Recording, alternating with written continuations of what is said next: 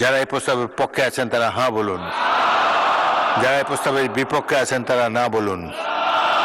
আমার মনে হয় হ্যাঁ জয়যুক্ত হয়েছে, হ্যাঁ জয়যুক্ত হয়েছে, হ্যাঁ জয়যুক্ত হয়েছে। নির্দিষ্টকরণ বিল 2026 সংসদে পাশ হলো। দীর্ঘ আলোচনা সমালোচনার পর অবশেষে পাশ হলো 2026-27 অর্থ বছরের বাজেট। কাল থেকে শুরু হচ্ছে নতুন অর্থ বছর। নির্দিষ্টকরণ বিল পাশের মধ্য দিয়ে সংসদে পাশ হয় বাজেট। বিভিন্ন পক্ষের দাবি ও সমালোচনার মুখে আনা হয়েছে 64টি সংশোধনী, যাকে স্বাগত জানিয়েছেন অর্থনীতিবিদরা। তবে রাজস্ব আদায়ের লক্ষ্য অর্জনকে বড় চ্যালেঞ্জ হিসেবে দেখছেন তারা। বিল 2026 সংসদে পাশ করা হোক।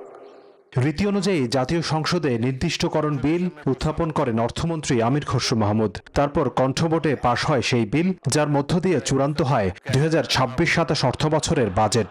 যারা এই প্রস্তাবের পক্ষে আছেন তারা হ্যাঁ বলুন, যারা এই প্রস্তাবের বিপক্ষে আছেন তারা না বলুন। আমার মনে হয় হ্যাঁ জয়যুক্ত হয়েছে, হ্যাঁ জয়যুক্ত হয়েছে, হ্যাঁ জয়যুক্ত হয়েছে। নির্দিষ্টকরণ বিল 2026 সংসদে পাশ হলো। 20 বছর পর বিএনপি সরকারের প্রথম বাজেট। মজুক বিরাট কারবার, জিতে নাও ফ্যামিলি কার, স্পোর্টস বাইক ছাড়াও লক্ষ লক্ষ নিশ্চিত গিফট। তাই অর্থনীতি পুনরুদ্ধারের এই রূপরেখা প্রণয়নে বেশ সতর্ক ছিলেন অর্থমন্ত্রী। 9.25 লাখ কোটিরও বেশি অর্থ ব্যয়ের সেই পরিকল্পনা প্রশংসিত হয় বিভিন্ন মহলে। তবে কম হয়নি সমালোচনাও। ক্ষুদ্র ব্যবসায়ীদের ভ্যাটের আওতায় আনা, জমি নিবন্ধনে বিনা প্রশ্নে কালো টাকা সাদা করার সুযোগ, এমন কিছু বিষয়ে একমত ছিলেন না অনেকে। তাই জন আকাঙ্ক্ষা বিবেচনায় পরে সংশোধন করা হয় এসব সিদ্ধান্ত। অর্থ বিলটা যখন পাশ হলো তখন দেখতে পেলাম অনেকগুলো নতুন জিনিস যেগুলো বিলে ছিল না সেগুলো কিন্তু আনা হলো, মানে সাধারণ জনগণের কথা মাথায় রেখে।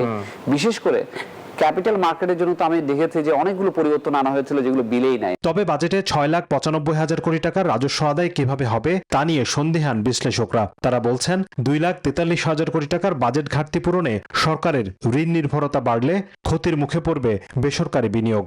বর্তমান বাস্তবতায় এত বড় রেভিনিউ টার্গেট আসলে সম্ভব নাকি এটা নিয়ে যথেষ্ট সন্দেহ আছে। ইকোনমিক গ্রোথ যদি এত স্লো থাকে, মানে হলো আপনার অর্থনৈতিক কর্মকাণ্ড স্লথ হয়ে গেছে, তো আপনার ট্যাক্সের ভিত্তিটাই তো হলো আপনার অর্থনৈতিক কর্মকাণ্ড। বাজেটের সুষ্ঠু বাস্তবায়নে সরকারি ব্যয় কমিয়ে আনা, সুশাসন ও দুর্নীতি প্রতিরোধে সরকারকে আরও কঠোর হওয়ার পরামর্শ দিয়েছেন বিশ্লেষকরা। হোসেন শাহাদাত, নিউজ 24, ঢাকা।